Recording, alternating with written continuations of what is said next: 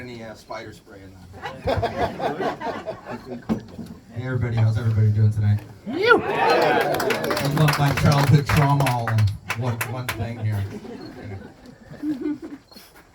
Aye. A lot of people here. I'd like to thank Jeff for the nice intro. Me and Jeff have a lot in common. We were both born in Oshawa, Ontario, Canada. We both moved to Conscon, Ontario. He's bailed and he went to Wellington, so at least I know where my next life move's going to end me up. Anybody here from Oshawa? No? No? Nobody from the Dirty Shore, the Shriggity? Oh? You got Whitby? Oh, Oshawa? What part of Oshawa did you? Wherever Jeff lives. Oh, wherever Jeff lives? Probably the south end. No, not quite. That's what you'd say if you were from the south end. Yeah. Oshawa is one of the only places on earth where the idea of homie meets skid. It's a very interesting dichotomy.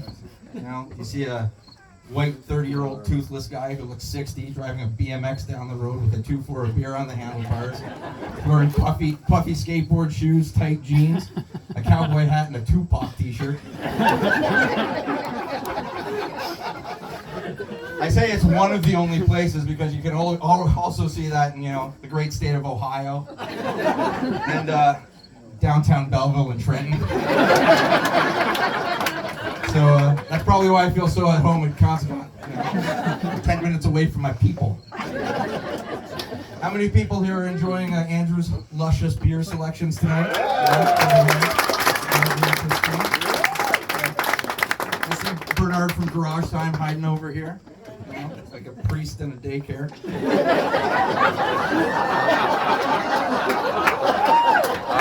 No? Awesome. Why drink for fun when you can have guys like these around? Drink yourself into a new personality. So how many people in this audience are sober? Anybody? Oh, we got some hands. That's right, people. This is a brewery, not a courtroom. Unless you're court-appointed sober, and then, you know, tan lines on your wrist probably speak louder than words. I myself am sober. I've been sober now 1 month, 11 days, 6 hours, 46 minutes, and 18 seconds. Who's counting? Watching all of you people? Yeah, thank you very much. Thank you very much. Most people get sober, you know, to be healthier or because their families staged an intervention, hopefully without television cameras. Myself, I'm not sober for those reasons. I'm sober for the simple reason of spite. I'm doing it to prove a point, to win an argument that nobody's having. My shoelaces undone. This is all going so well. So like I said, I gave up on the booze. It's been an adventure. I drank so much Jack's Black on the bar stool in there. You know, I thought about getting myself a face tattoo like the kids are doing in 2025. Another reason probably to try sobriety. So it's been pretty easy, you know, cutting out the booze in life. I was only a pint drinker. I never touched the liquor at all. You know, it's liquid bread, the confederation of the evils here, as we're all enjoying today. I like how everybody cheered and then took a sip and looked at me. That was really nice.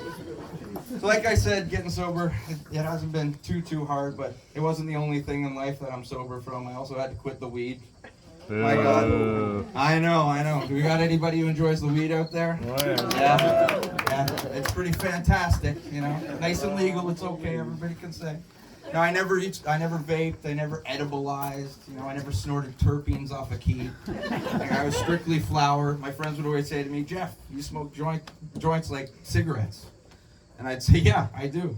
And then they'd be like, Jeff, it doesn't really affect you. And I'm like, yeah, I that's also true. I mean, most of you, and I don't know if you recognize me, but I'm actually an exterminator, not a professional comedian. I've got some customers here in the front row. I spray on other people's houses, that's right. Well, there's trouble in the back there. So, I mean, I thought I'd give him a hand at this, but I just want to tell everybody before you phone Robinson's Pest Control and try to complain that there's a high guy in their basement. I don't go to work high. You know, I did like to come home after work and I'd roll up a joint and play guitar, and then I'd have another joint before dinner, and then I'd have a joint after dinner, and then I'd have a halfway to bedtime joint, and I'd have the best joint of the night at the end of the night before bed. But you know, so it's probably time to take it back. But you know, I had reasonable. So quitting alcohol has been pretty easy for me, but I have to say, quitting weed kind of scared me. You know, when I started smoking weed, I was 23 years old. I still remember the first day.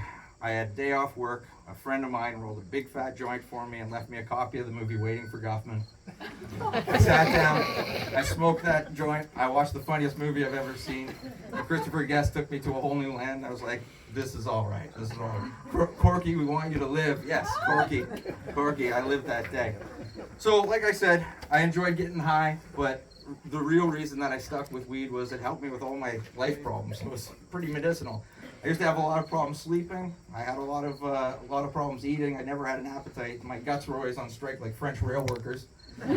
So all of a sudden I was smoking weed. You know, I was pretty regular. Started sleeping like a charm, and I had an appetite again.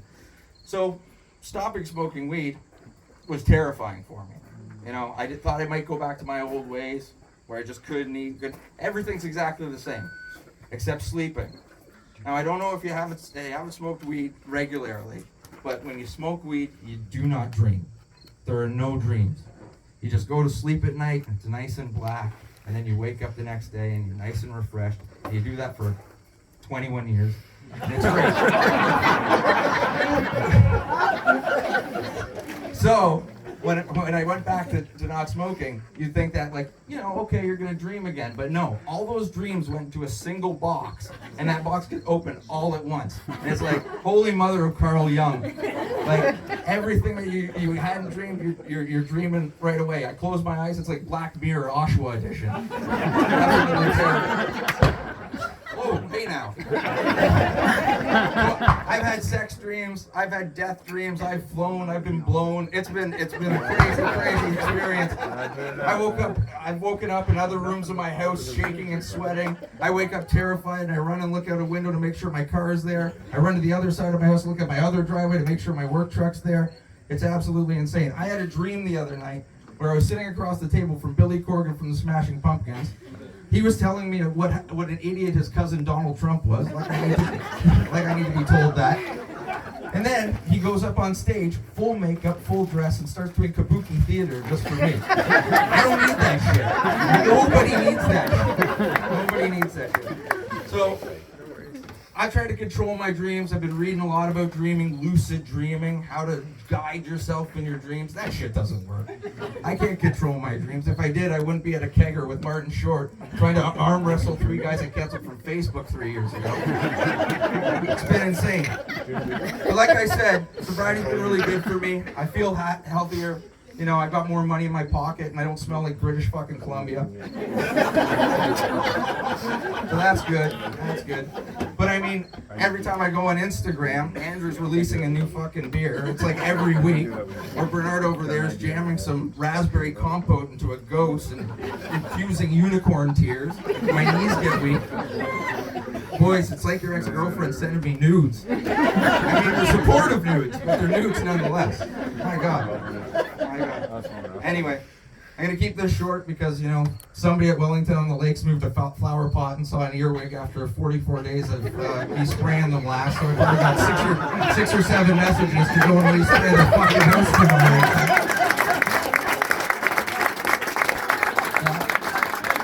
You know who you are.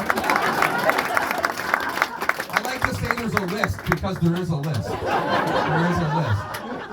So anyway, we've got some really good guys coming up later. They've been really nice to me and supportive, which was really nice, you know, because I have no idea what I'm doing up here. And this has been great.